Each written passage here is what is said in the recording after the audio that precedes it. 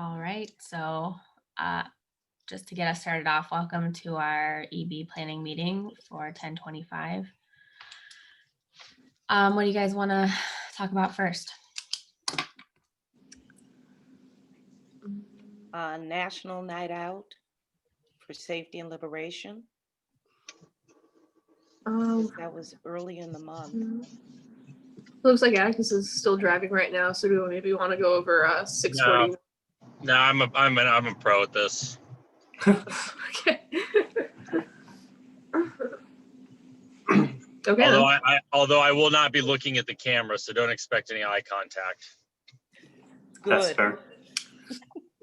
Yes. So first of all, thank you everyone for leading some sessions. I appreciate all y'all jumping in, and I think it was really great. I got some great feedback. Becca included provided some really valuable feedback. I know some of you were still kind of sitting on it, and so still open to any suggestions, comments, ideas, constructive criticism, going into next year. But I think all things considered, in the midst of a global pandemic, essentially 12 hours virtually online, it went really well. And so thanks a lot. Thanks for your patience. I know y'all were waiting on scripts from me. Christian just kind of had to wing it because I ended up sending him 2 wrong scripts and then never even ended up sending him the 3rd correct one. So he just kind of went with it. So thank you. But I really think it went really well. And we got some great responses back from the survey, which, not a lot you can do with that information. So we'll just kind of slowly use that to fill some social media, time over the next couple months. But we do have some outstanding items still. I think just with, again, everything being kind of virtually and people operating with limited staffs, and we're still waiting on checks from Erica Crawley and Herschel Craig. They have both committed. I have no doubt that they won't provide that. I think it's just a matter of when. I know that Erica Crawley, her treasurer, Bridget, was in direct contact with Donna, and I think our understanding is that the check was in the mail, but it still hasn't come yet. So that I haven't followed up on. I don't know if you have, Donna, but No, I got your email, so I didn't think so. That's fine. Yeah. Yeah. I can do that again on Monday. And then Herschel Craig's office as well.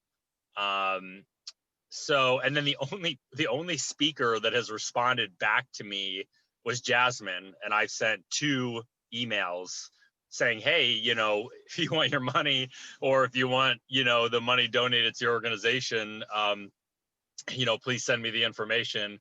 And only Jasmine has responded back. So,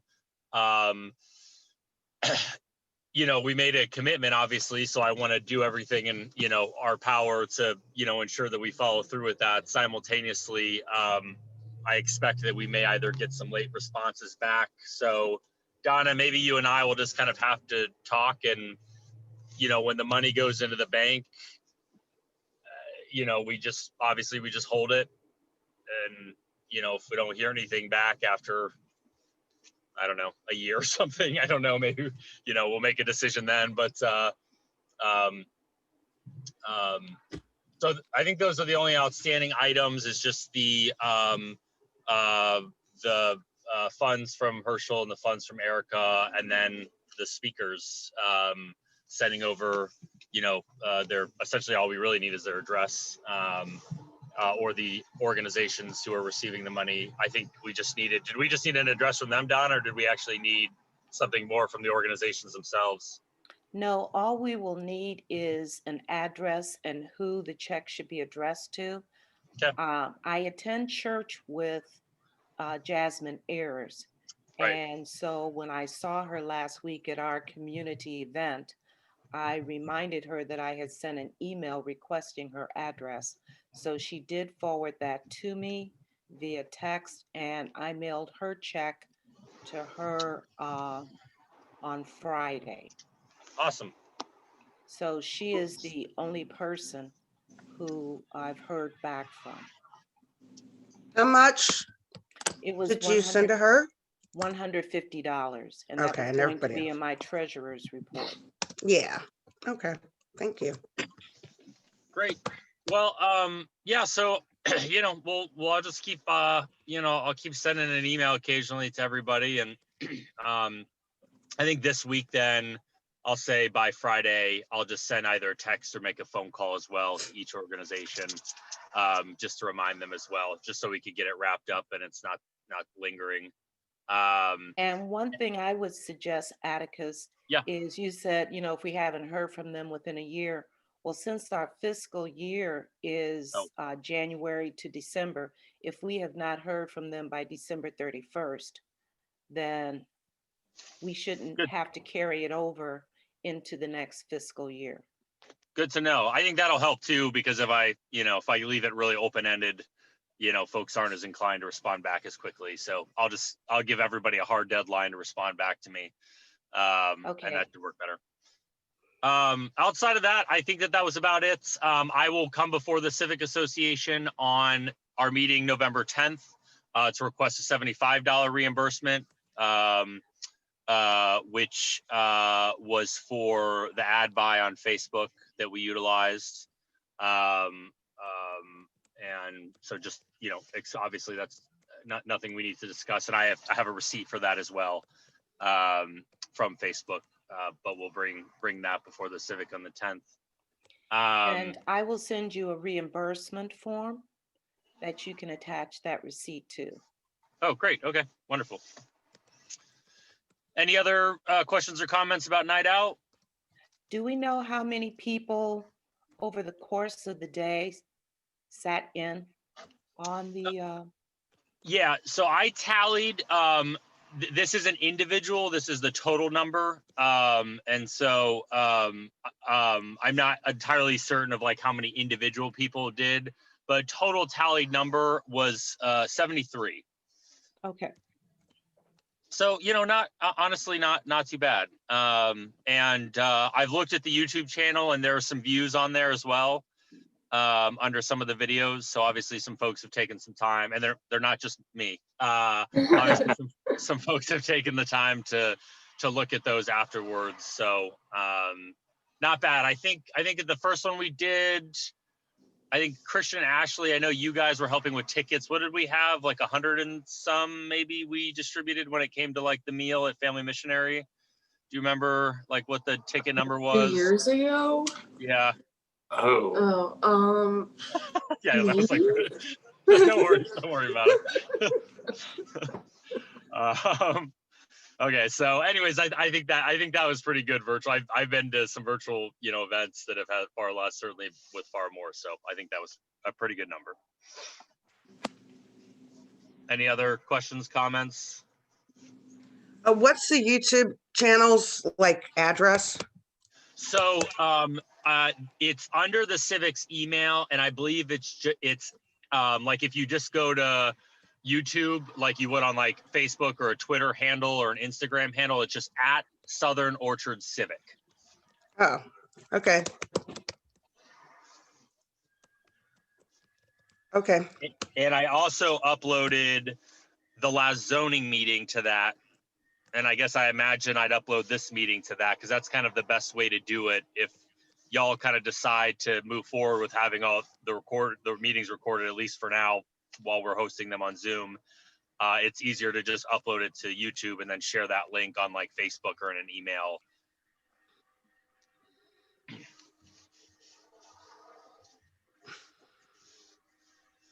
Okay, well, if there's no other questions about that, then for trick or treat, I mean, really not that complicated. I know it was kind of, I think just nobody really wanted to tackle it this year with it being a pandemic, and obviously kind of, unsure as to whether it's safe to even facilitate an event like this during a pandemic. So, I noticed some neighbors like on Nextdoor and somebody created like another Southern Orchards page, like a Facebook group. That's exactly like the one that y'all created, but I think there's like only 3 people who are like members of that group. Somebody created another one that has like over 30 members. It's like Southern Orchards Neighborhood Group. I'll invite you guys to it, but people actually comment on it like all the time.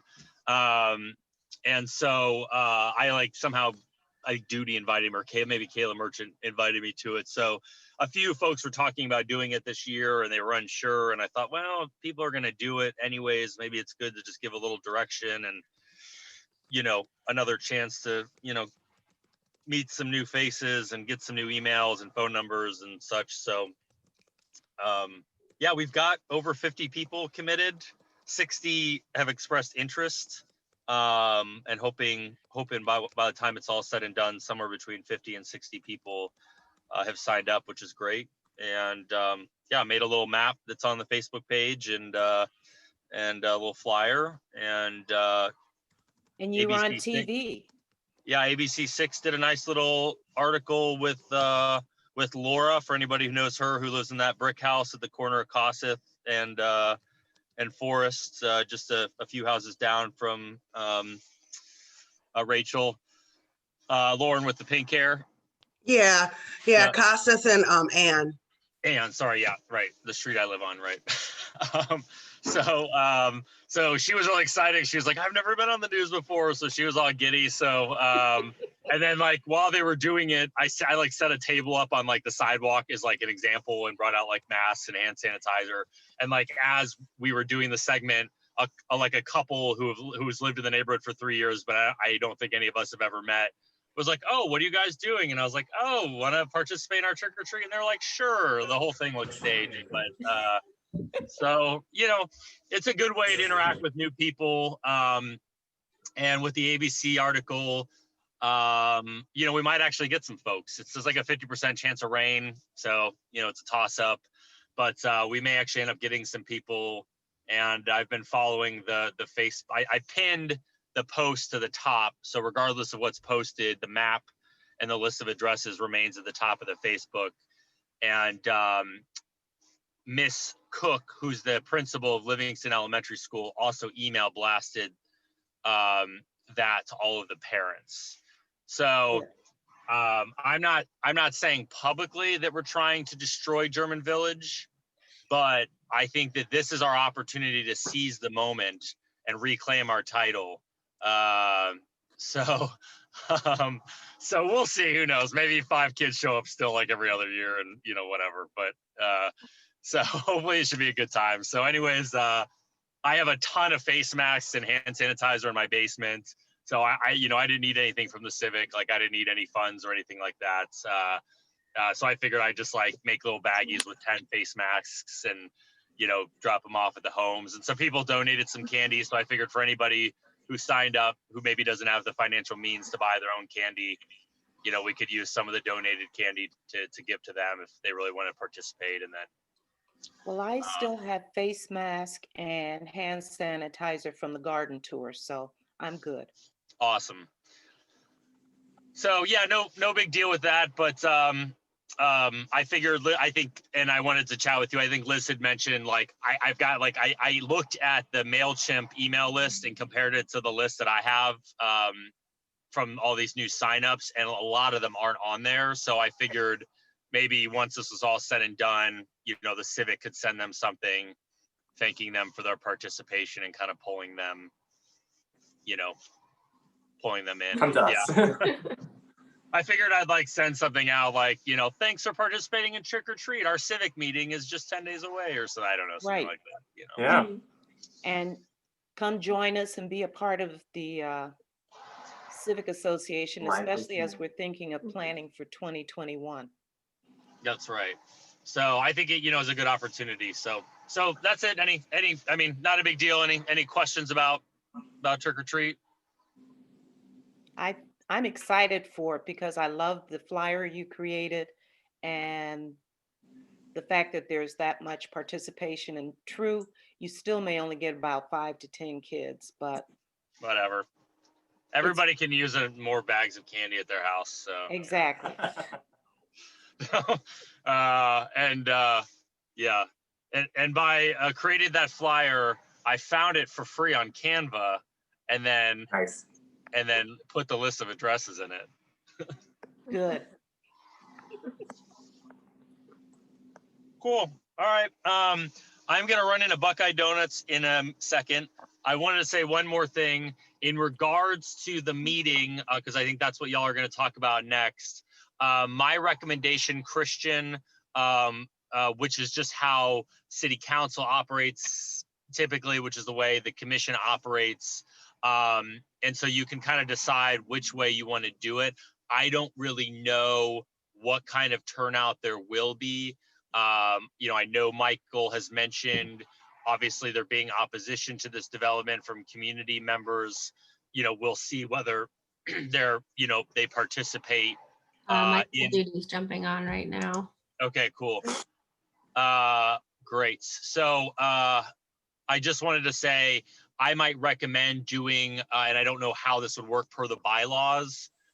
So maybe Rachel can provide some insight, but I think maybe as a chair of a committee, you can kind of determine your own process during your own section is, do like 3 in favor and 3 against with a 2-minute time limit. The commission requires, because we're a public entity, requires that a speaker slip be filled out ahead of time. I'm not certain that that's the direction you have to take. But it obviously can provide a little more structure at the meeting. And then whether you're the timer or Rachel's the timer, setting a timer and following it. Because obviously if you got, 3, 4, and 3 against, and you're talking about 2, 4, 6, 8, 10, 12, 12 minutes, Yeah. right there, speakers. So, so I would kind of consider that. And if you do decide to implement something like that, just making sure that when we post on Facebook about the Civic, or if we send another email out, we're just making that clear, ahead of time what the parameters of the meeting will look like, so that, people aren't blindsided. Yeah, I think it'd definitely be good for us to kind of give like here's the limit of how long questions will be, to be able to like keep the entire night kind of contained, so we can continue with all of our other business beyond just the one item. And we Yeah. don't end up with a 2+ hour meeting. Yeah. Structure is always good. Yeah, Yeah, we could have people that want to speak have to like raise their hand and just, set a 2-minute timer on them. I think that'd be very good. As long as we're very forward about that process before we have the meeting, I think that sounds like a great idea. And I might set up, I know Zoom allows for the option again, although Liz, did we figure this? I think it allows for the option. Well, maybe people are automatically muted. Have we determined whether we can like actually keep people muted unless they raise their hand? I think that was only in like Zoom webinar that allowed that feature.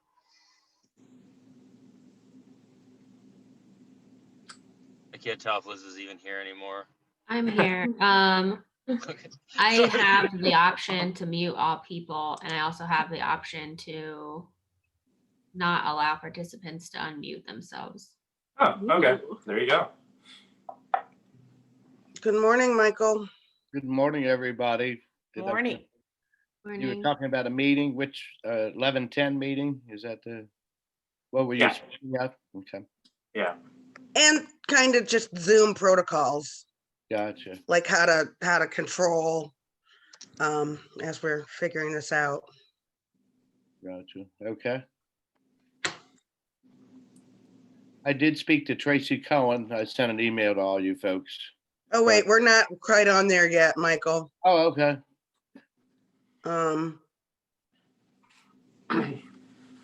Okay.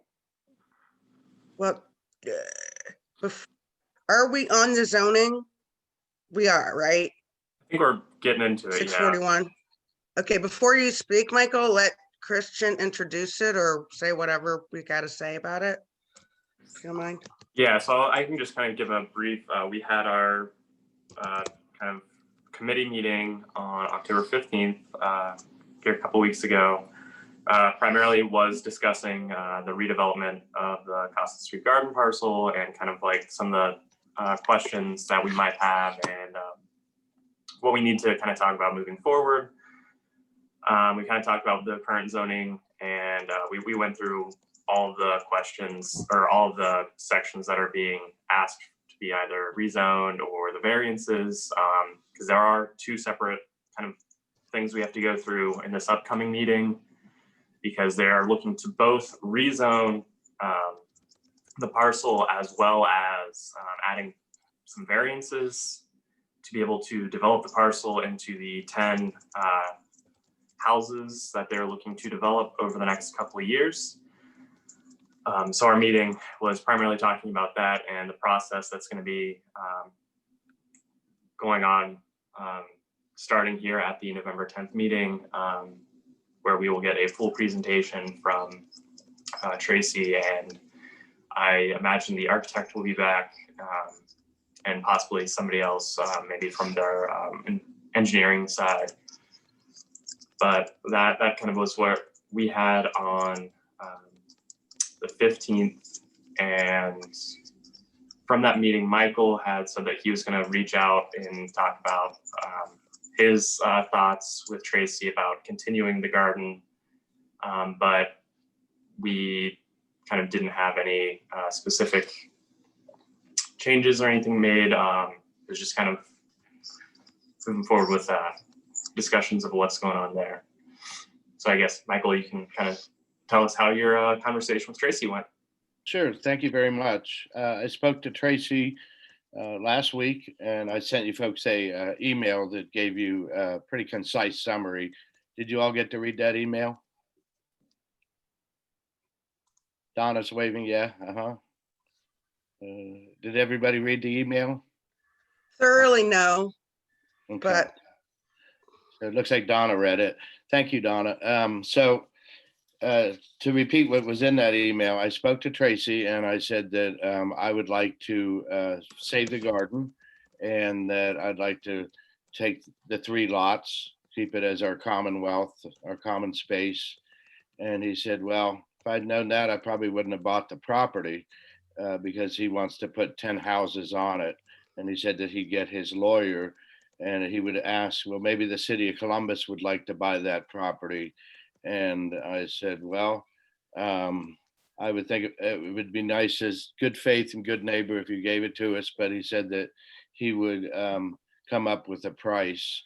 And I remember talking to him when I called him about a month and a half ago, and I asked him what the price of the land was, and he said $500,000.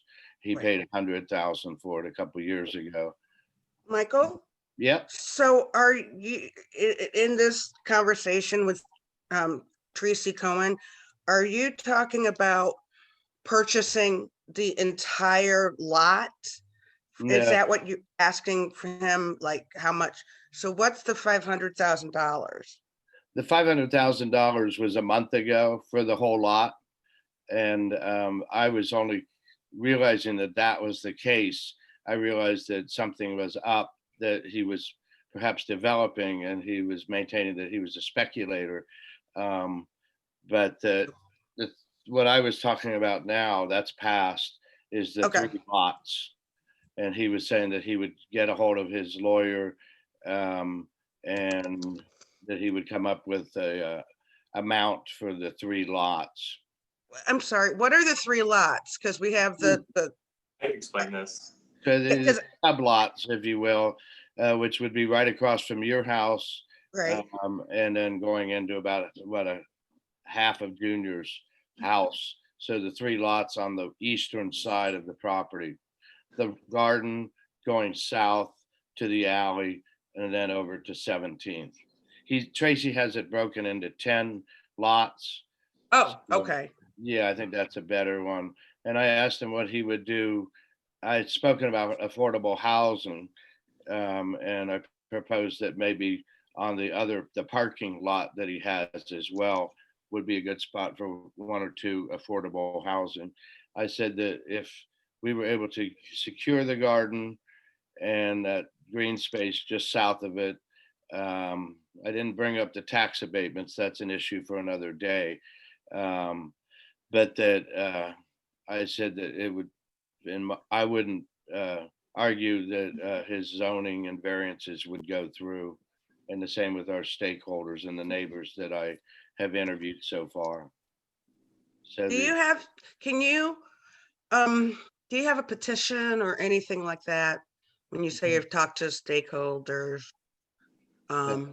anything like you could say, you know, I've got these people that I talked to and they say this. Mhm. So you're talking about a petition for them to sign. I am getting that together. Okay, cool. Cool. So If I could just give a suggestion for a petition, um, a couple things that I'll say about that. I'm certainly not advising for or against it. What I'll tell you is that when it comes to the opposition of a development, petitions have very, very little impact. I will tell you that if you want it to have the most amount of impact, you need to be very, very, very careful and precise when it comes to the language of that petition. You need to ensure that there's nothing in it that alludes to the fact that you're biased against it. If it mentions anything about residents being opposed to it, if it mentions the detriment to the neighborhood, if it mentions, I mean, you know, you need to be really, really clear in your wording of this. And I will tell you that, you know, I'll read it, but I can assure you that very few commissioners and certainly city council members will look at that with any credibility. So by all means, you can put a petition together. Be very clear that that petition is to be signed by people who live in the neighborhood, and they need to list their address, and that needs to be verifiable. But I would not put a lot of your time and energy in a petition. My recommendation, again, all I'm doing is giving you a recommendation here. I'm not telling you what to do or not to do, is to really put your time and effort into mobilizing neighbors to attend the meeting, mobilize your neighbors to send emails to the commission and to city council, not to the civic association. Nobody here from the civic association, serves in a public elected position. You need to have them send feedback and letters to commissioners and to city council. So I would not put a lot of time into a petition. I'd put time into mobilizing your neighbors to come and speak at the meetings and send in their feedback. I think that's where you're going to get the most amount of success, but that's just my opinion. no, you're absolutely From my right. experience. Sure, you're absolutely right. I already got that covered, in that the petition would be very pretty much bland, but the petition is only one part of our effort. The other one would be a survey that perhaps we could run, or Southern Orchards could run. That, you know, what do the neighbors think of this? What I'll be doing this coming week is getting the email addresses of people and giving them the email address of Southern Orchards 0.1982@gmail.com. So you'll be getting those in. And then of course, to city council. That is important for me to know, Atticus, as far as the people shouldn't send anything to the Southern Orchard, to the South Side Area Commission. You would carry our voters' thoughts and results to that commission, correct? I think what Atticus said was he advised to send letters to city council as well as the commission. I got that. My question though is, would Atticus be the one that would be carrying our results and the emails to just in his own body to the Atticus commission? would have a vote, but he isn't necessarily going to be a speaker for or against the development. I don't believe. I believe just Is that true, Atticus? saying that residents should, if they're, have an opinion, they should. Yeah, so I guess I'm a little confused by your question. I think what you're saying is by carrying the emails, are you meaning physically would I ensure that they got into the hands of commissioners and city council, or do you mean that when I go to vote, I am carrying those more in a philosophical sense, into my decision making? I am not bound in any legal way to vote along like civic lines. So if the civic association votes against the development, I have no legally, there's no legality requiring me to vote that way. I can vote in favor or against. The only portion of a civic association that's recognized in the area commission is that the area commission has 60 days to vote on a development that comes before the area commission, meaning if a variance request is required within the boundaries of that civic association, the only thing the area commission recognizes is that we give the civic association 60 days to vote. Outside of that, as a commissioner, I don't represent the civic. I represent the boundaries that are laid out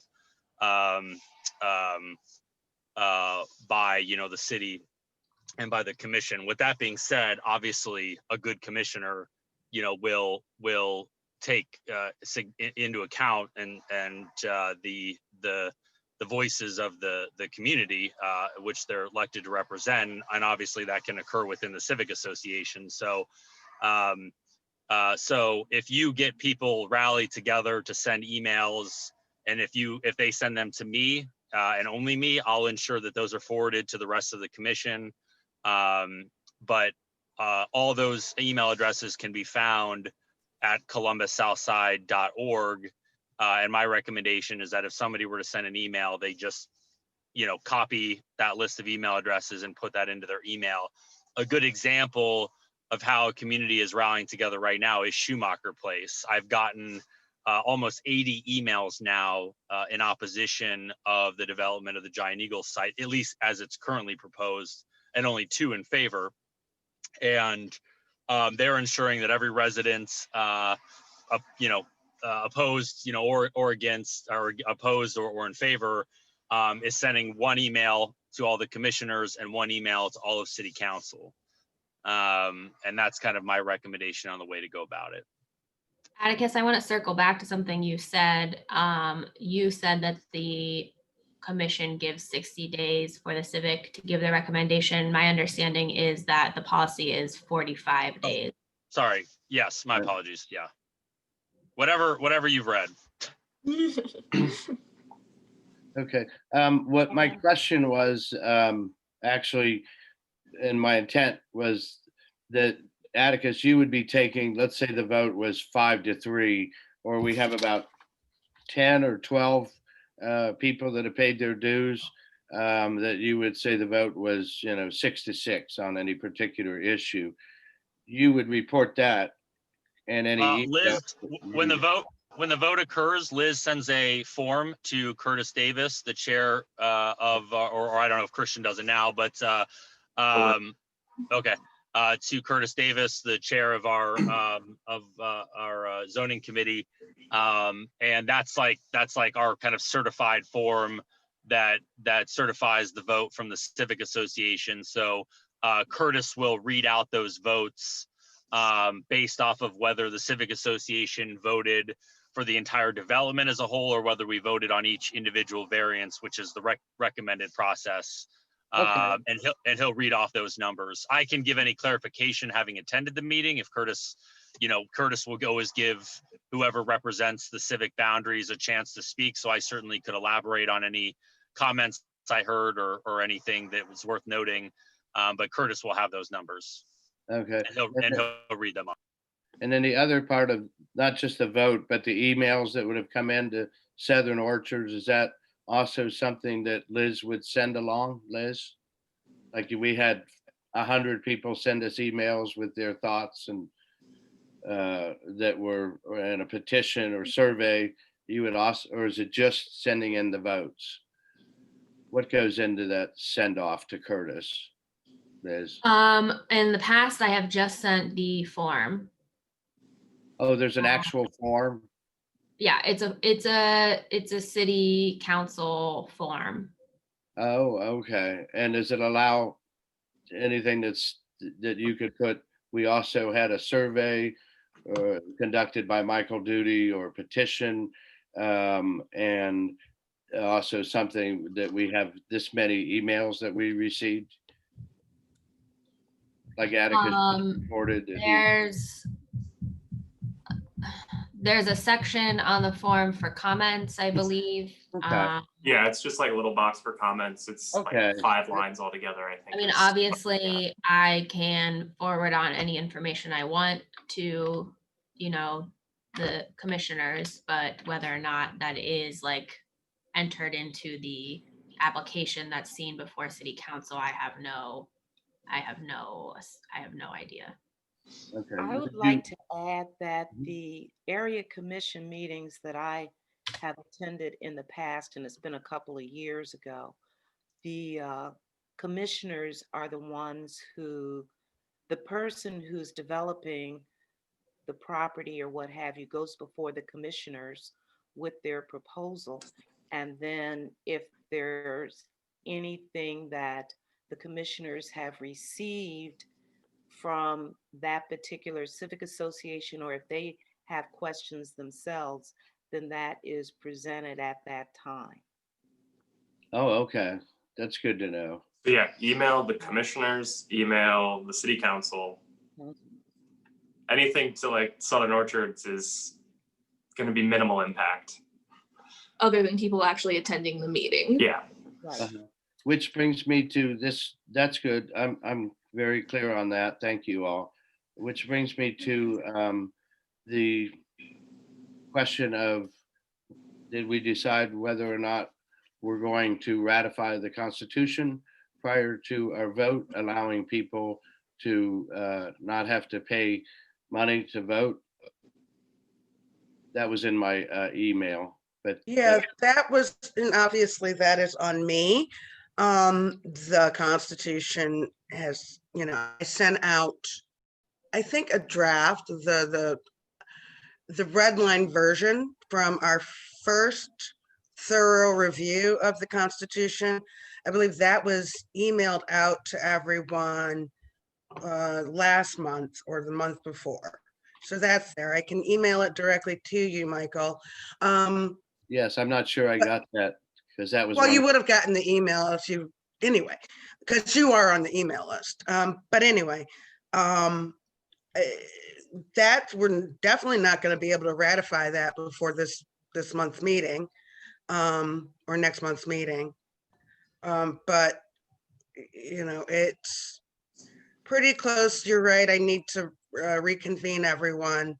But as in for this, I mean, even if we had that ratified already, I don't think that means that someone could just come to a civic meeting without ever having been to a civic meeting and say, hey, I want to vote on this.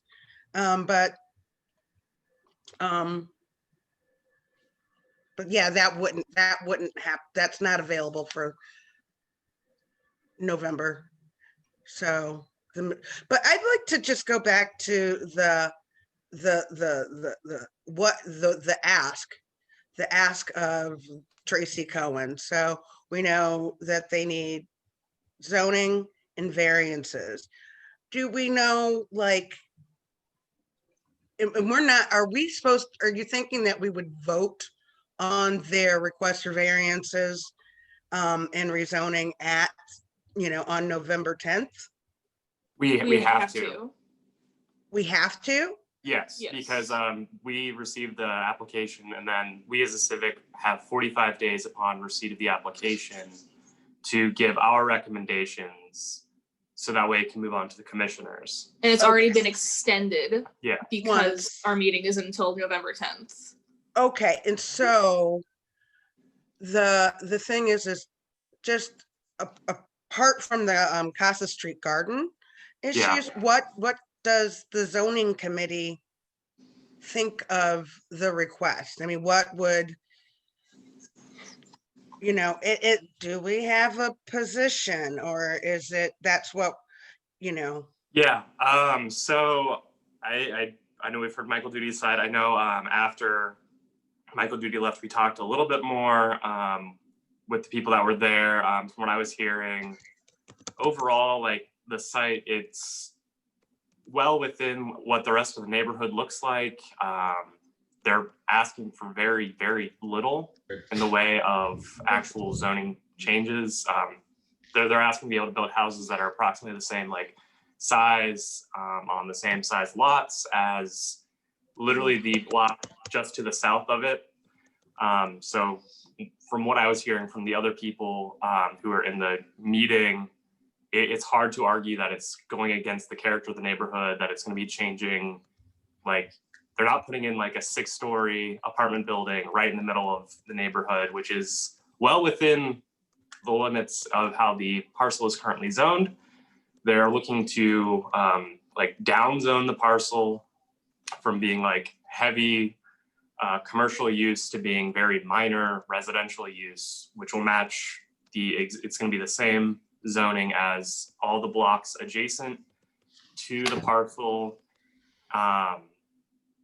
And the other item that everyone kind of brought up was the parcel that's also owned by Tracy that was northwest of the larger parcel. It's like currently a parking lot that they said maybe we can request that be like kind of like a garden easement or something that we could look into to maintain in the future. But that was just kind of where we landed after Michael had kind of signed off because he had to go to the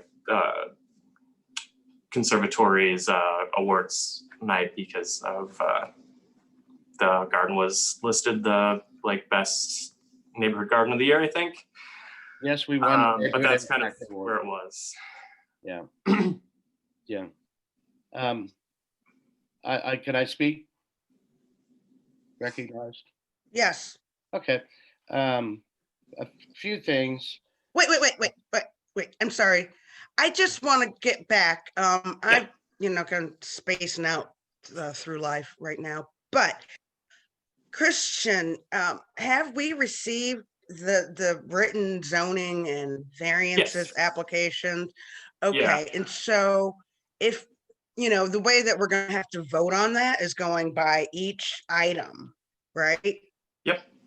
Okay, so I think it sounds like for the meeting, I think, Michael, you should present your, representing the Casa Street Garden and represent your interest. But my question now is, as of, today, what is Casa Street Garden asking of, the developer? I mean, like, is it don't develop whatsoever, or give us 2 lots and let us garden there on the 641, or exactly, I'm just in, what is that position? Okay. In the email, I enunciated that, and it would be that we would be going for 3 of the 10 lots. And I congratulated Tracy for his development of the homes that are in a general accord with what our neighborhood look and feel is. And I thanked him for that. And I also asked him regarding 622, what he's going to do with that. And I had heard previously that he wanted to use that as a parking lot for the development. This is something else that we had brought up, I believe, in the zoning meeting, that there's going to be a redevelopment of the Papa John's lot and where the carryout is on Kossuth and Parsons, and that he would like to use that as a parking lot, but there's homes in between that. So Rachel, clear on what we're looking for as a garden? Yeah, you want 3 of the 10 lots. Correct. And that's about it. That's it. Okay. And Christian, you were looking quizzical when he talked about the parking lot, or the current parking lot. I think Michael brought that up in Ashley's meeting, not the zoning meeting. Oh, We- okay, We you're right. Okay. definitely did not talk about that at the zoning meeting. That's correct. Okay. But I was Christian, only can brought you up look the- into that? I can see what I can find, yeah. Yeah, just to be Okay. clear, no variance applications have come before us for the redevelopment of that lot. So maybe there's plans and future ideas, but no formal proposals have been made to develop that lot. Correct. Okay. So maybe, Michael, if he said, we're not willing to give you 3 of the parcels, because that represents 3 houses that we could sell at $350,000 possibly. And he said, but we want to continue the garden at 622 East Kossuth. And we will, dig it out and make it gardenable. How would Casa Street Garden feel about that? Sure, that's a good question. That was another one that was addressed in the prior meeting. And I also addressed to Tracy a year and a half ago because he had offered that. And I said, well, you just can't move a garden and because it's a living organism.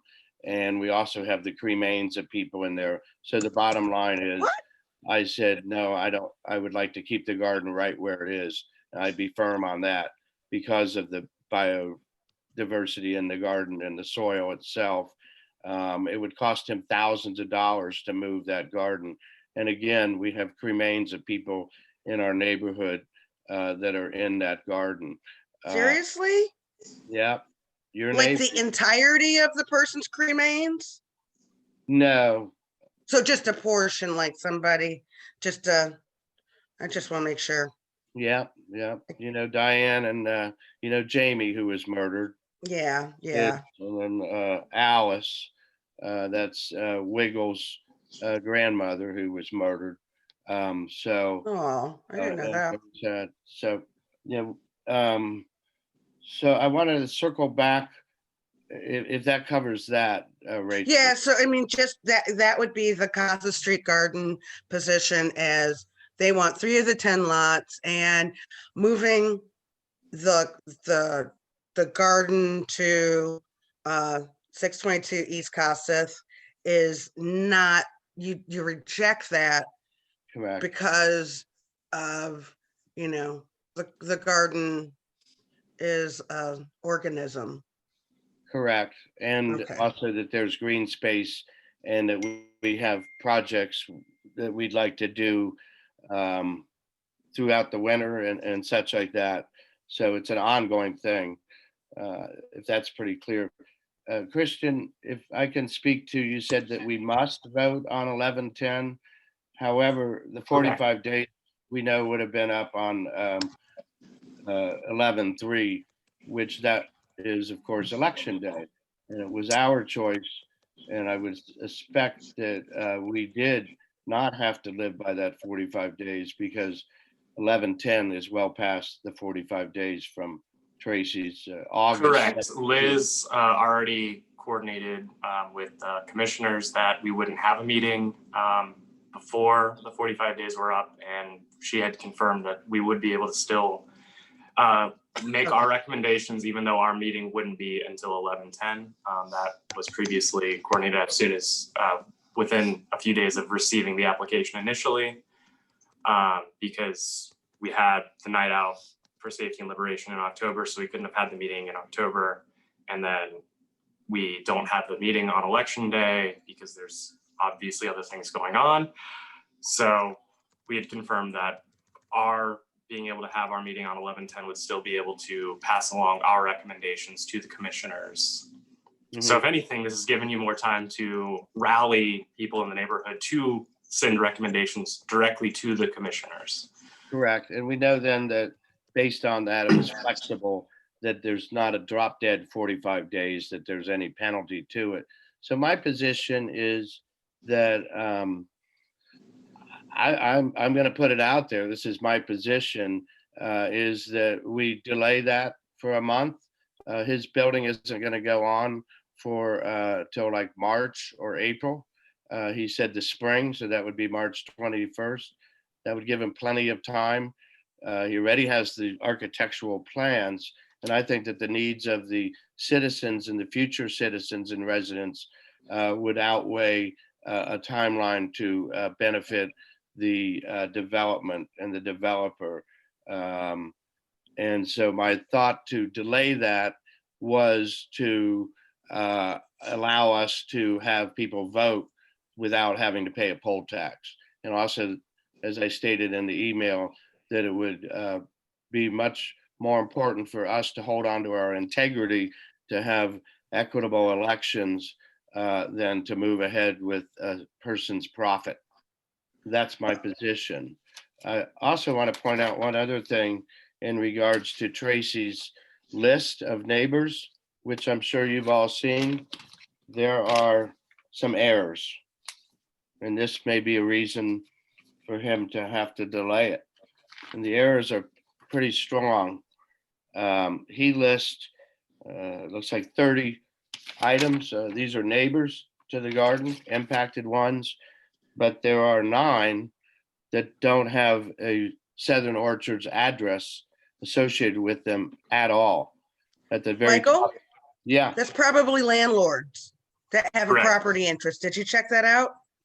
well, but how would you remember reading this? There's no address. Yes, those addresses and the ownerships are based off of the Franklin County Auditor's ownerships of parcels, and that would be how they would get that information. Right. If I would be looking into that, I would be checking through the auditor's website and confirming that those owners and addresses are current as to what is shown within parcels that are within 100 feet of the impacted parcel there. And that's where they would have gotten that information. That is the best information that anyone can get, because that is the publicly available information about ownerships of land within the neighborhood. Yes, I knew that this represents parcels in our neighborhood. I already Right. understood that. What I'm saying though, again, is that there's no corresponding address to a Southern Orchards property. In other words, you see, let's just take. Michael, can I say, what you're saying is based on that list that Cohen has provided, you cannot tell what Southern Orchards property the address that's not within the area is connected to. Does that make sense? That's correct. For example, Okay. Patriarch Real Estate is listed But with their address of Parsons Avenue, but it doesn't say what I- properties they own. The same. I'm sorry to cut you off, but the thing is I think under the statute, the list of names is who they have to notify. There's nothing you're asking for. They don't have to in that list the properties that the person owns or where it is. I don't think that what you're saying is this doesn't give enough information as to connect it to Southern Orchards for all the names. But if you take those names and you look, if you could take those names Mhm. or one name and look it up and say, look, this person has absolutely no interest anywhere in Southern Orchards, that would be a problem, right? But if, the fact that they don't tell you on that list the address that the non-resident owns is not a legal problem. Oh, I didn't know that. I thought that in good faith would be and legal would be that they would have to have the address that corresponded. All I'm asking is that, for example, they just add the address. How many homes does CD Home Rentals? How many? Well, look it up, Michael, because it's all public record. I I understand. think what you're right here, if we were going to have a vote about whether to object to the manner of that list, I would vote no. But if there's anything else about that list that you're. Yes, I do have something else. Is that there are properties that are affected that are not listed. That's a problem. Yep, So if you could identify those properties and, send it to us and say, this is legit, not in compliance with the rules because they didn't list these affected properties, that would be something we could dig into. yes. Let me just there's more than a few. For example, my tenant next door is not listed. 679 East Cosset Street, 675, the blue house on the corner is What not blue hou- listed. So maybe if okay, I don't know off the top of my head, but I'm guessing because I don't think tenants get notice. I think it's the owner of the property that gets notice. So they wouldn't be mailing it to Robert. They would mail that to To you. you. Mhm. Oh, okay. So when it says, for example, Dwight Ware or current occupant, that covers the legal base, Rachel? One, I'm guessing yes. If you're looking, because I think Dwight Ware owns obviously his house that is on Ann. But then And he yet- also owns the house on the other side of the alley. That's correct. So that or current occupant could be there, but it's, this is, yeah, I think you're getting into the weeds. Well, no, not really. I wanted it to be absolutely picture perfect, but if that's the explanation that legally, like, let's say that Patriarch Real Estate owned 10 homes, they would be the voting entity, is that correct? And none of the renters?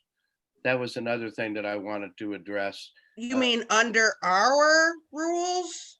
Yeah, Under no, Well, any I'm renter could, asking twofold. Patriarch East or Patriarch Real Estate, it says at 870 Parsons. I wanted to know how many parcels they have in the affected area. I will have to look that up. But it would be the rental, the owner of say an apartment building would make the decision for all people, would be one vote for all of their residents. Is wait, that correct? a vote for, okay, one, I think when you talk about voting, are you talking about like voting at the Southern We're talking about the 1110 meeting. Civic Association meeting? Talking about voting in some other way. 1110 meeting. So if, Civic Association. okay, so if the renters that pay rent to Patriarch homes, if they are Southern Orchard members, they get one vote each, right? And Dues if, paying member, I see, okay. yeah, and if Patriarch was a dues paying member, it would get one vote. Mhm. But So as I look at our list, and there's other ones that are incomplete, I don't think that Dinesha and Todd and Wiggles are listed, even though Nathan to their east is listed. There's some gaps. Christian, what is this list represent? 150 feet from anywhere on the proposed lot? I believe it was on the sheet prior to that. I don't have it up. I can pull it up.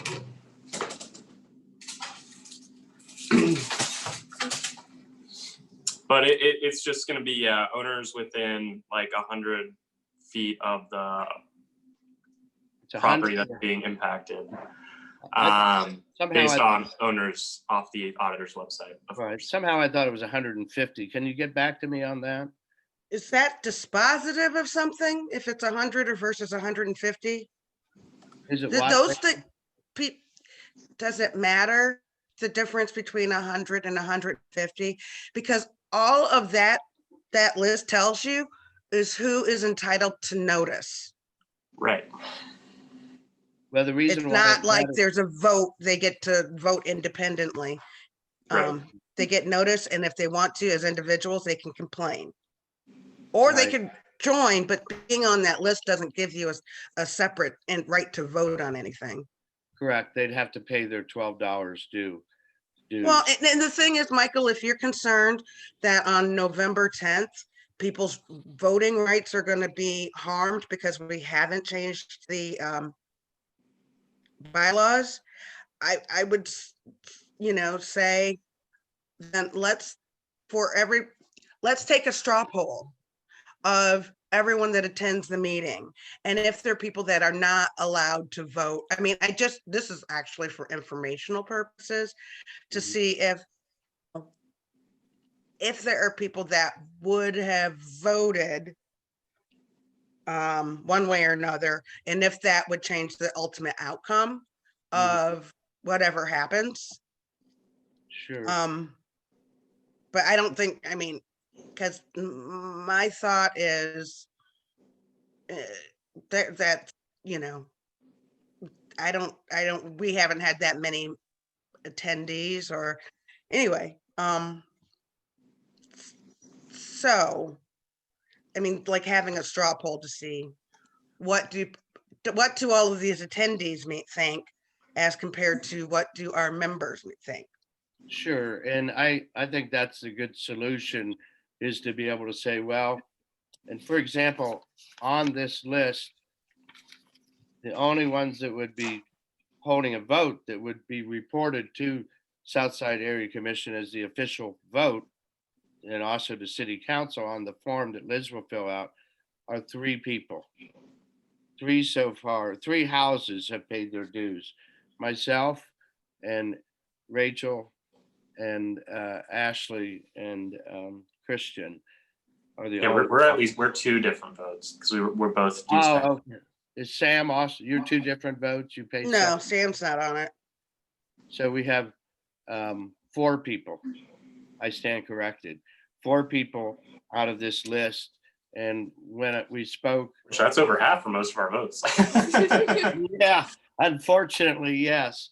Well, this is also a way that hopefully we spoke this last week on outreach. I think this is an excellent way, at least that I'm going to be telling people when our meetings are, what they live in Southern Orchards, and the email address that they'll be sending along their thoughts to. So you're right, Rachel, maybe a straw poll. And Liz, would you commit to sending that along with the official vote? That might be. Well, okay. Yeah. Sorry. That's for Liz. The straw poll is just sort of for us. I'm just, if it turns out that the vote would be completely different, had we updated the bylaws, I don't know if that's going to be, I think that's something for us to know and maybe for in the future to advocate for. You could, Michael, say, hey, look how unfair this vote was, but I don't know if it's a position that Southern Orchards could take, but that would, leave ourselves exposed to that criticism. And I just checked, and I did find it's owners within 125 feet based on the current county auditor's current tax list or county treasurer's mailing list. So as long as they found the information from the auditor's website or the tax mailing list, that is what they have to find within 125 feet of the parcel. Okay. And so that would find your owners of the parcels more than it would find current occupants. And that's why they can state it as it's stated. And I'm stuck. Oh, good. Can Aunt Liz answer the question that I had? Which was, Liz, would you commit to, if there was a meeting and you had people show up at our meeting, let's say 50, but only 4 of us could vote, you would say, well, the vote was 2-2 or 3-1 going this way, or 4-0 going this way. And we also had 50 people saying they wanted it this way. Would you commit to carrying that into the comment section as reported to the commission? And then, of course, to council? Yes. Yes, we could make a note Okay, about all right.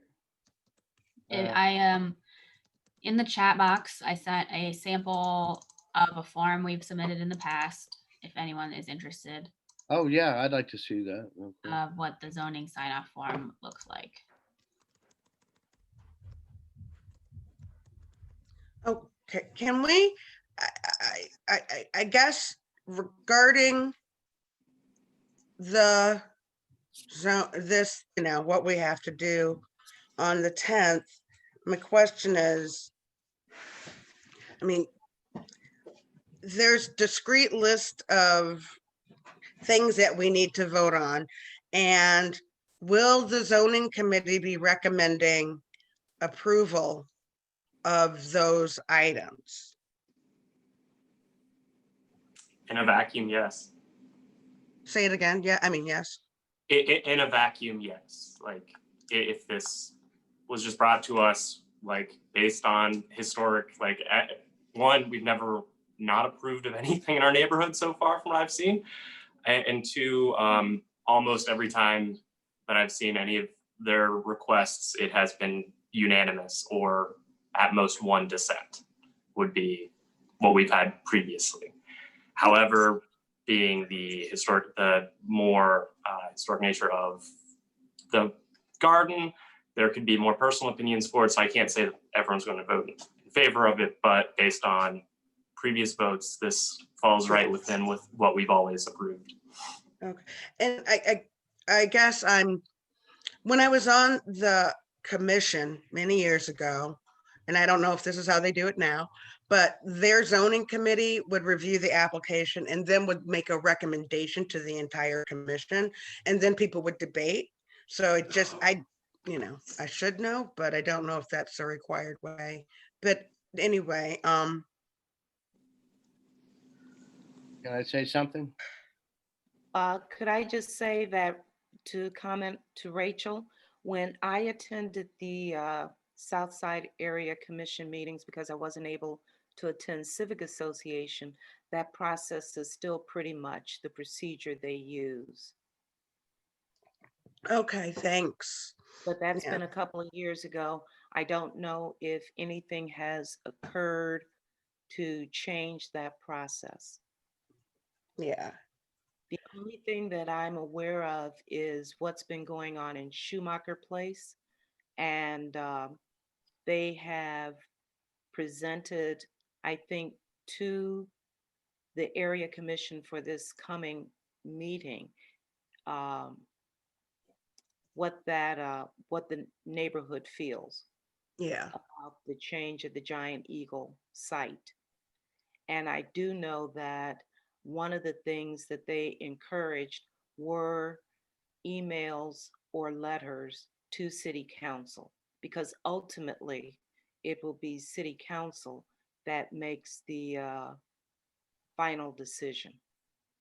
So I think it's imperative that we encourage not only letting the commissioners know the feelings of the community, but to definitely let the city council people know. Yes. Now, that is the best, I think, as a civic association, we can expect. Yes. Thank you, Donna. Can I say something? Couple of things. Recognized? Yes. Okay. I think that's very true, Donna. You're exactly right. That the feelings of the residents need to be always put in. And I think she's committed to doing that. And that'll go right down the line. A couple of things that I wanted to clarify. I know Atticus said that he's not bound to to votes. It's sort of like an electoral college, I guess. He's the way that he would vote. I would hope that he would vote along the lines of saving the garden, saving our green space. But also, Christian, when you said that the zoning committee would not be against this.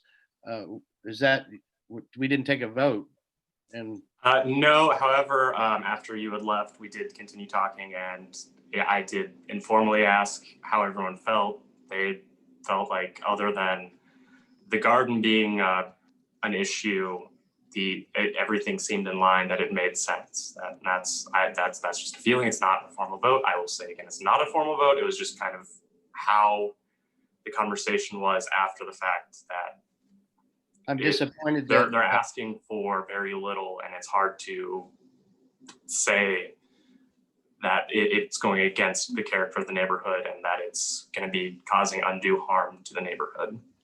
so it would be the position of the zoning committee as Wait, it is now. Christian, is that the standard? Like if undue harm and consistent with the character of the neighborhood? That, are there other factors?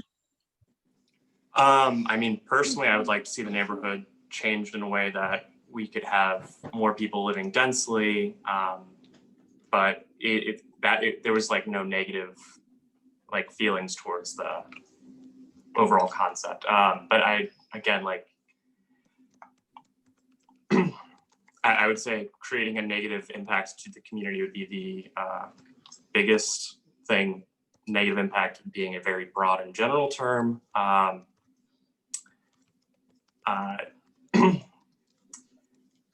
would say there's a need for more housing in the community, and that's something that like was brought up, but I can't say that there was any negatively expressed feelings or emotions after we were kind of wrapping things up and talking about the parcel. Okay. Wow, I'm stunned, I must say, because it was my feeling that that there were complications, and I was hopeful that I had got across the point that the garden and that site is important enough to our neighborhood that the zoning committee would recommend. Maybe I'm amiss as far as that I would like to see our zoning committee say we would like to see the Costa Street Garden proposal go through. And we are for the idea of the development of 7 of the 10 houses. He's going to do that. And so that being said, is there a way we can circle back on the zoning committee? Is that going to be a formal recommendation, Christian? I was not going to make any type of formal recommendation. No. No, okay. So there's no real approval out of the zoning committee. We're a discussion group then. We were just discussing like, here's what's coming up. Definitely no formal items there. Better. Our wish was, and I'm very sad that I heard that you turned down being able to move the garden, because that was immediately, as soon as you got off the call, somebody said, why can't we just put the garden on the parcel that's currently just asphalt so we could make some green space? So I'm now really sad to hear that you turned that down. No, I was actually at that part of the meeting, if you remember. Okay. And well, it was brought up again after you got off the call. Oh, second time. Well, yes, it was brought up by the person that said, well, why wouldn't he just put it on 622? And that was the parking lot. And that, you know, the reasons, and that was enunciated, you know, between Tracy and I when he bought the property. His first, I'm getting over myself, but it is that I turned that down a year and a half, 2 years ago because of the entity that it is. So maybe that wasn't clear enough from me. So, okay. I am going to move forward and get a survey. It will not be biased as much as, well, I guess it's up to me because I'm a single entity. I'm under no bounds, but I will be seeing everybody on this list, and we'll bring up the 2017 City of Columbus study that says that the City of Columbus would like to incorporate gardens in future zoning as well as farmers markets. our hashtag would be zone it in, save the garden, something to those effects. So I will be printing out the forms, not just this, so that neighbors know who they're also with, but our proposal that of where we would like to stand, and also giving the emails for Southern Orchards and Atticus, since he is our person representing, and then probably they would also include city council. And again, these entities, Southern Orchards has one email that you folks all see. I would hope you get every email that comes to Southern Orchards .1982.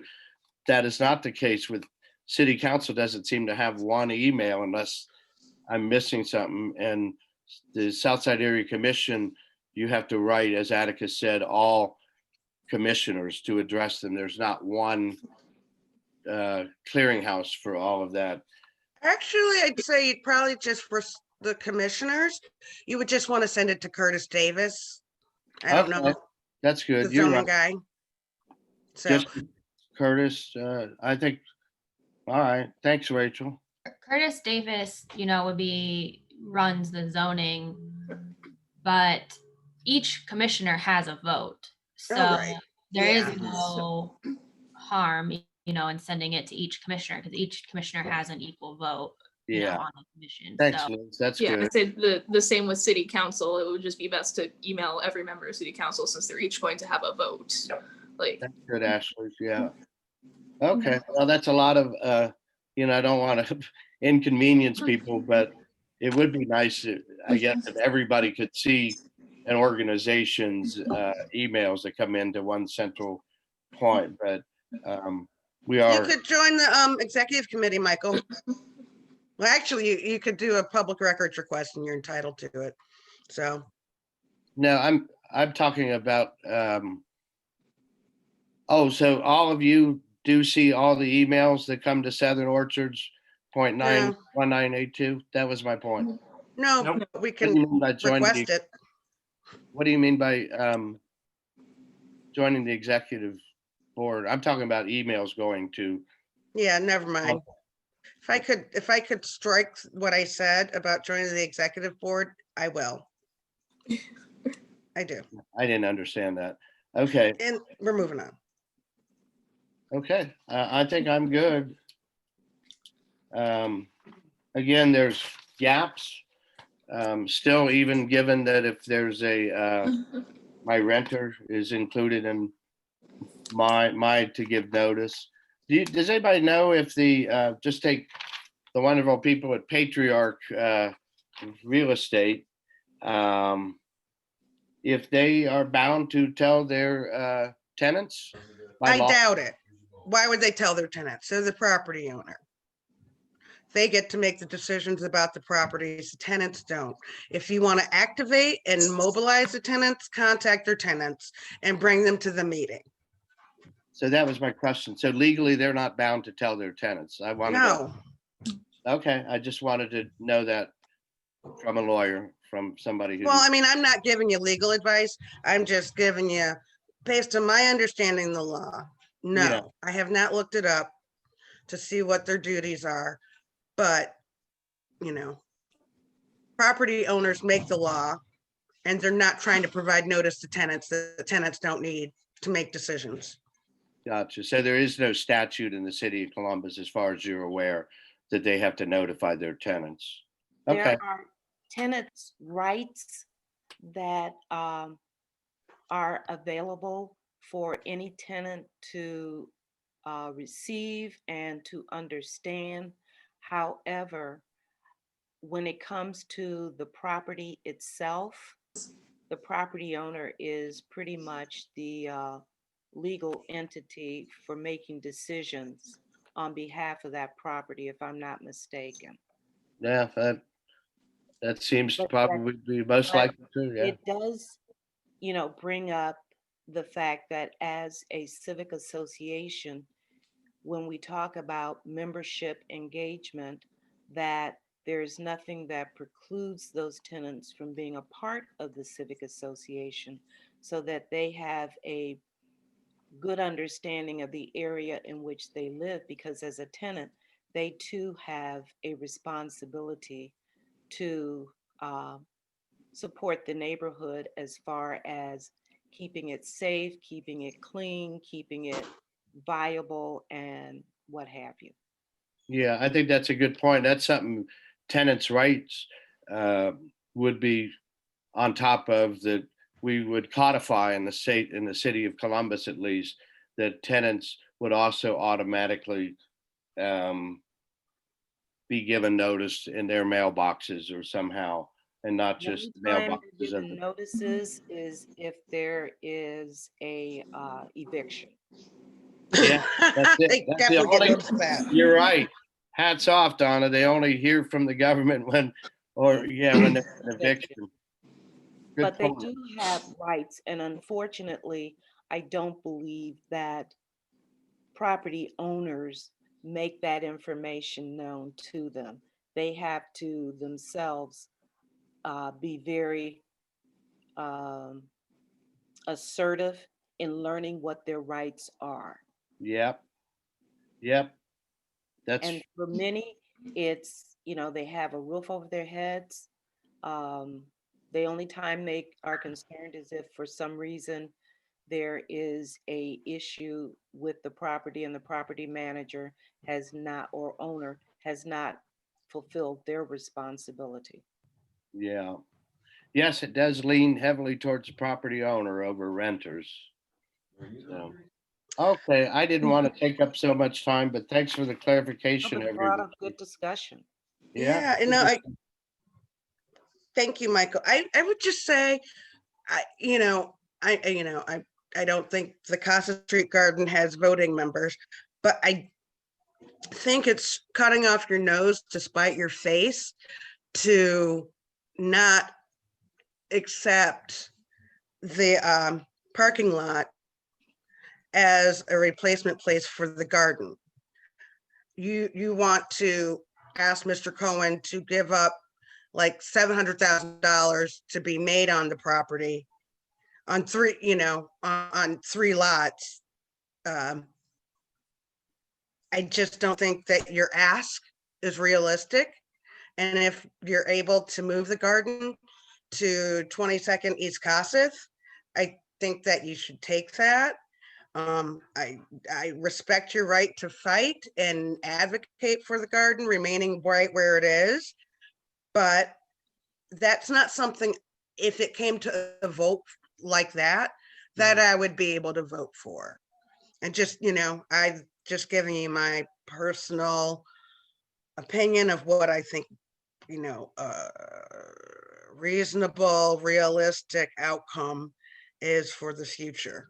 So to answer that, that would, I understand exactly what you're saying. That might be a fallback situation. However, when we're talking about a vote, he doesn't mention 622 as anything. He would, Oh, no, that's not official. I'm just, Michael, that's it's not gonna be on the paperwork, but that's the backup. That we all know exists, is there's another parcel of land that's not being used.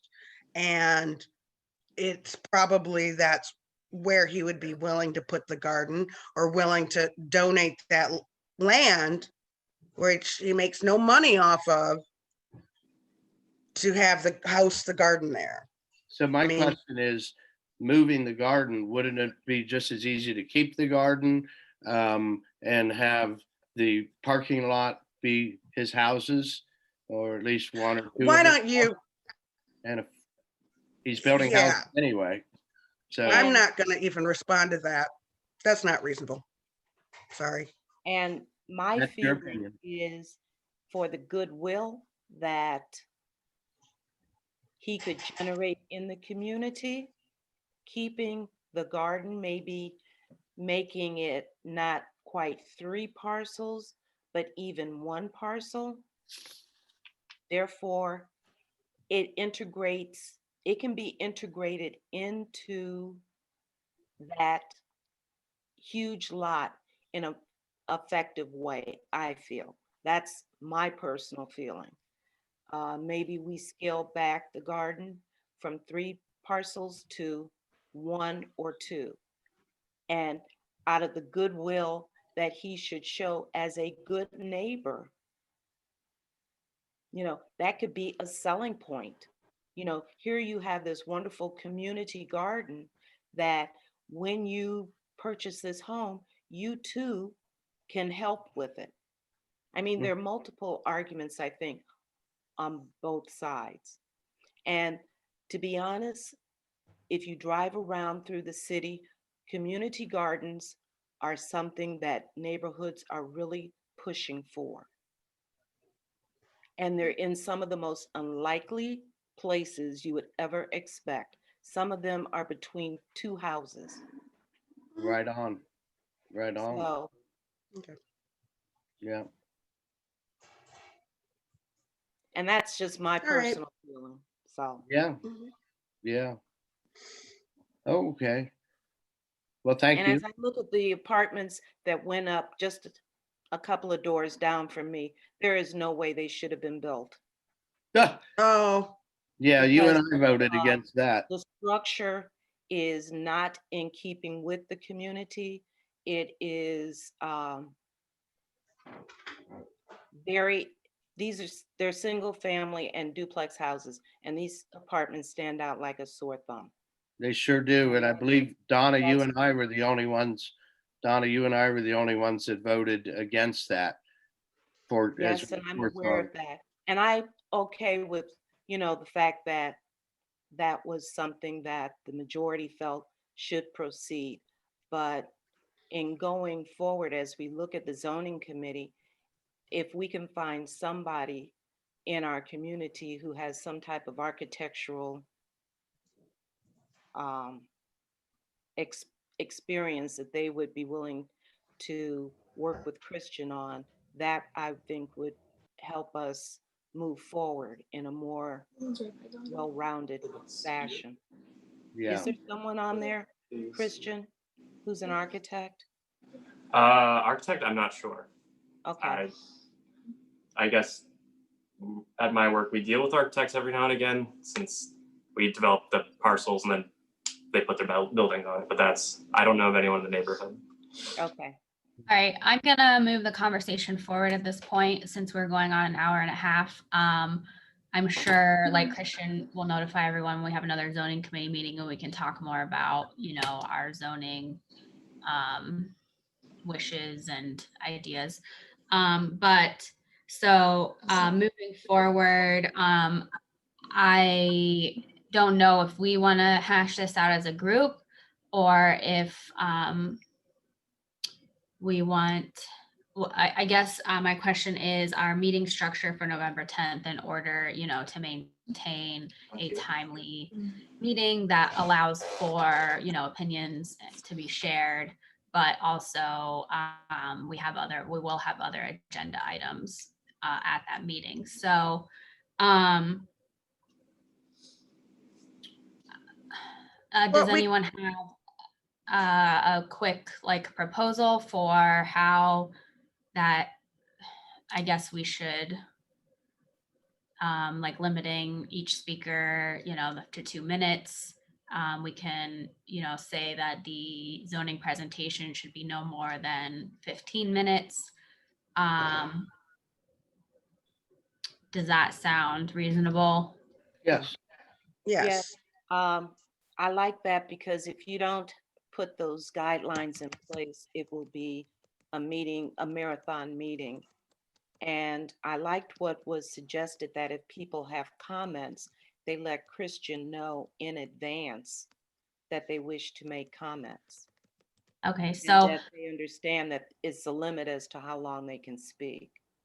2 minutes. okay, so 2 minutes. No, cutting your mic. Request, that anyone that has comments prior, provide them prior, if they can, but if not, they would have 2 minutes to speak during the meeting. Yeah, or they can message me literally like right at the beginning of the meeting, and I can know like we have X amount of people who have questions. They're each gonna have 2 minutes to ask their question. Mhm. Like we could do it literally right up to the meeting, well, up until Well- the presentation starts, so I can take a list Wait. of who has a 2-minute question. Well, wait, I I want think- 2 minutes for a question.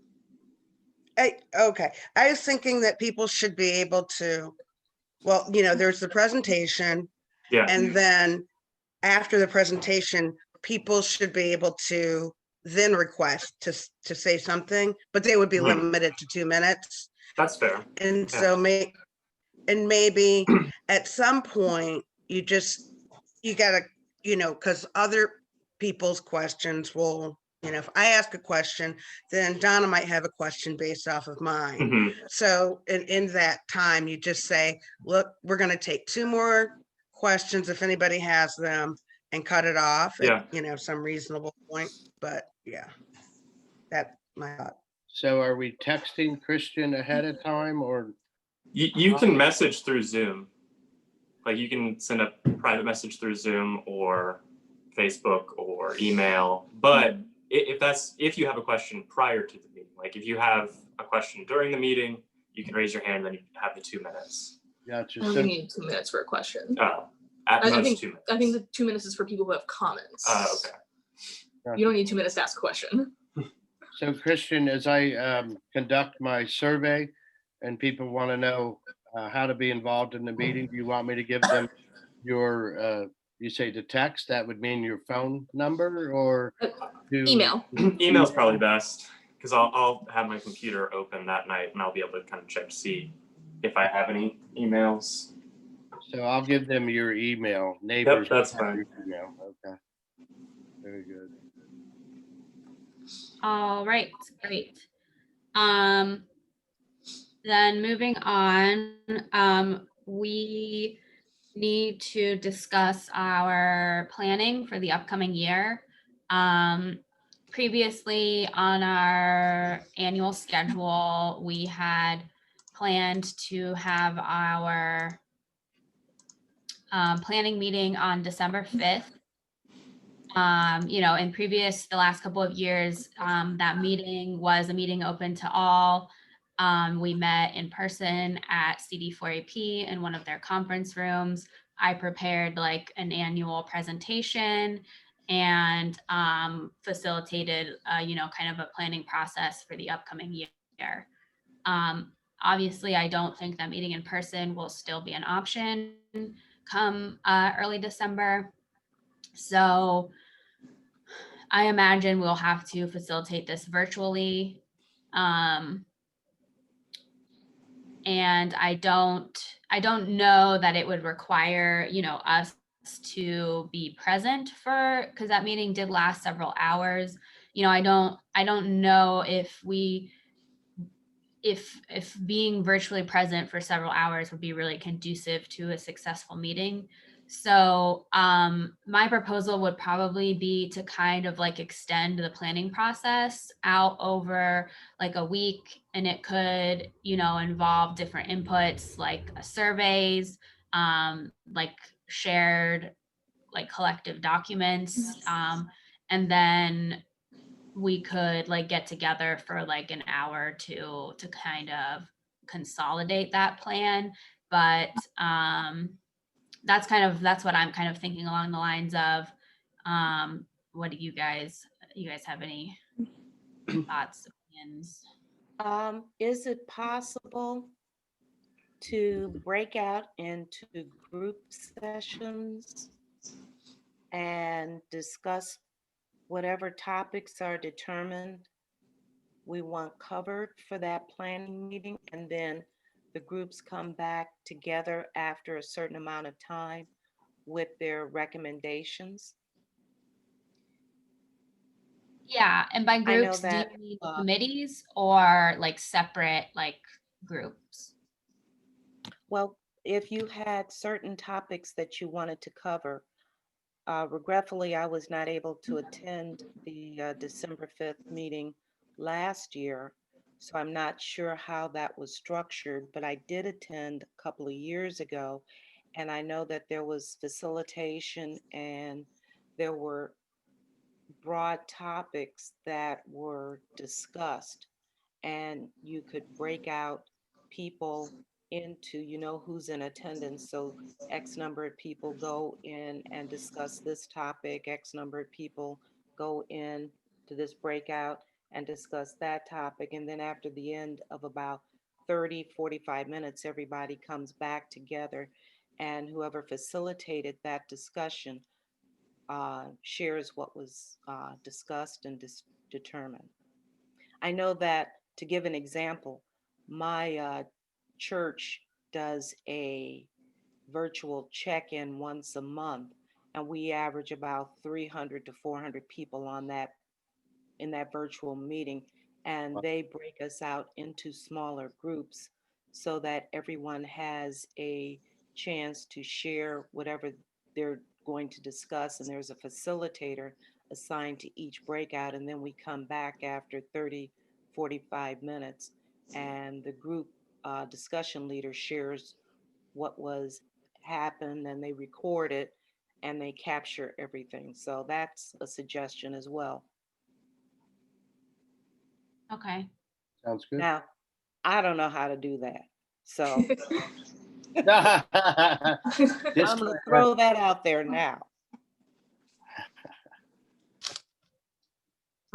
I like that. And I like the idea of kind of like spacing it all out, because I think then if maybe we do like multiple sessions, that gives people like the opportunity, if they can't like make one, to like show up for another one and, like say their piece.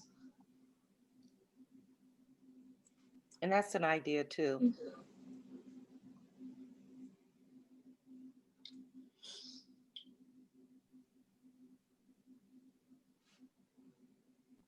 Okay. I will come up with a draft and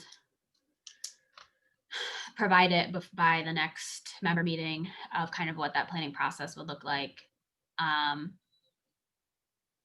And if we have time during our meeting, I'll present on it, but if not, I'll have like a draft that's sent out and open to feedback. And if you have, as I said, I didn't attend last year, but if there are big subjects that are spread out, if we go with over a period of time, that people can log on to participate in that particular topic, that works too. Okay.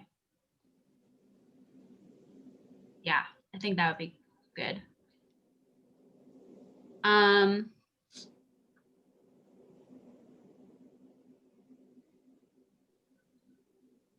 Are there any topics that we did not cover that we needed to cover today?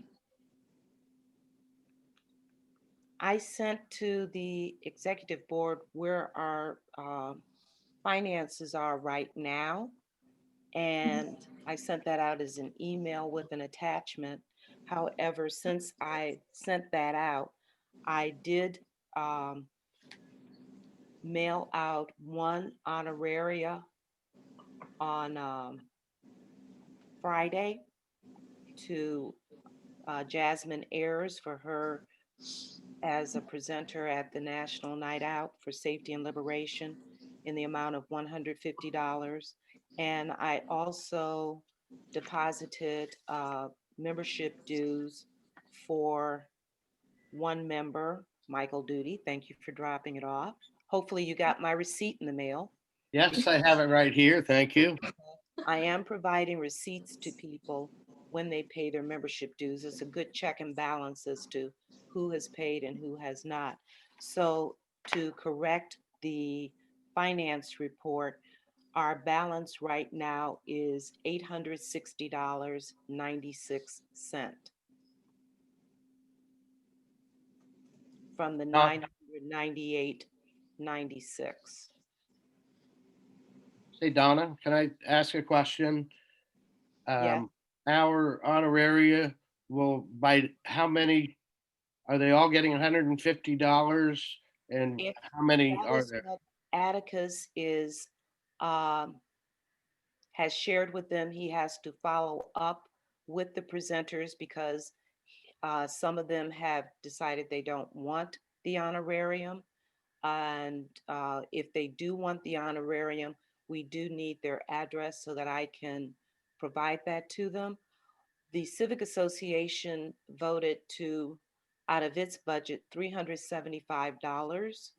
And then we were receiving donations from Senator Craig, uh, Representative Crawley, and from Nationwide Children's Hospital, none of which I have received as of yesterday's mail. So Atticus will follow up with Senator Craig and Representative Crawley's office, and I will follow up with Children's Hospital because I was in direct contact by sending them an invoice in the amount that they said they were willing to donate. Gotcha. Was there any type of agreement between each one of the presenters, how much money they were getting and how many presenters were there? Because if it's 10 times 150, then we're into the negative. We're owing. Yes, and we understand that. But it was determined that we would give them $150. And with that, the donations and what we currently have in our budget and the donation from Children's Hospital, we would be able to provide for that. One of the things that the membership committee was talking about when we met earlier, was it last week? All my days are kind of rolling together. Rolling into one. That we need to be aggressive in getting dues paying members because that's where the bulk of our money comes from over the long haul. Getting grants and is very difficult because we are not a 501c3. So it's not like we can go to Columbus Foundation and ask them to provide us with a grant. I will look into the neighborhood partnership that the United Way of Central Ohio has. They sometimes provide grants, but I think it's more towards helping you become a 501c3 entity, but I will find out more information about that. So basically, receiving donations is the way, and membership is how the Civic Association has managed its funding, as far as I can tell from past records. Yeah. Okay.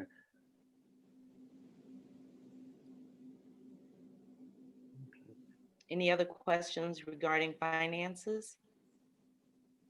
I guess we just would blow the bank, break the bank if 10 people or presenters said, give me $100, that would be $1,000. No, Michael, we pre-approved 300. 375 for the That's- National Night Out for Safety and Liberation event. Like that was voted on at a meeting that we would specifically use 375 from the civic funds. Like it's not Yeah. going to be 10 people can just request $150. We pre-approved an amount. And Yes, it's my I just, understanding from Atticus that there are some presenters who have declined to receive the honorarium. So that's what he's going to confirm for me, so that the only ones we would have to wait for addresses for are the ones who still want their honorarium. right. So I understood the 375 to be correct. That was, I didn't finish my sentence, that the 375 is our boundary, but that Jasmine got 150 of that 375. Who decided that she would get? Michael, everybody was gonna get $150 from the entire budget. I think there was like 4 presenters that we wanted the honorarium from. This is all in the minutes. I'll email them to you from our last thing where we have set it up. There's a finite number of people. 4. 4 is the number. That's Okay. correct. Yeah, it was like the Columbus Fund, Jasmine Ayers, and 2 to 3 other people. Right. So this is all done. Now we are supposed to be paying money to these people, and some of them are saying we don't want it. and some of them are, we just have to get the information from, but it's a done deal. There's no decision to be made It was about, already voted on that we would give them $150. yeah. Each. And there's a finite number of people that spoke, at like 4.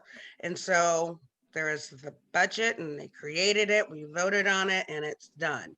Okay, the reason why I asked is because I didn't get the email, Rachel, that there Well, were. I think you Or- got whatever we sent out to everybody.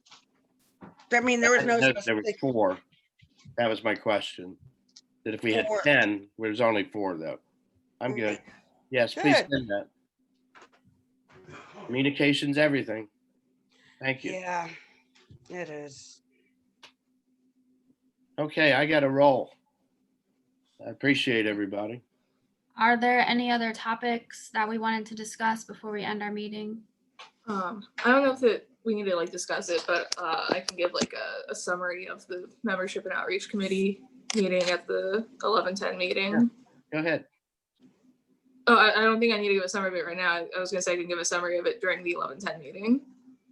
Yeah, sounds good. And kind of piggybacking on that, the website meeting that I had committed to setting up, where I'm still trying to coordinate that. So Oh, right. I still need to respond to that. Sorry. no problem. Thanks for the reminder.